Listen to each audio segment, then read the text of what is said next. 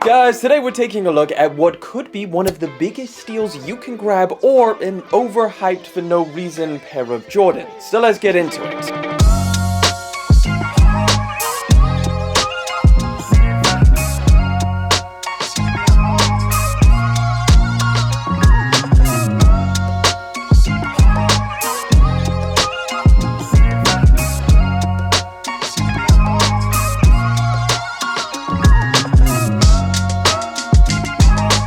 Alright, here we have the box, which is definitely a standout feature of this pair of shoes. Unlike the Mochas or a lot of the other Jordans that you can find, these really do play into the name. As you can see, you've got the Latte theme spreaded throughout the colorway and the design of the box, which is pretty dope. So let's pull them open, and inside we've got today's sneaker. It's the Jordan 1 High Latte.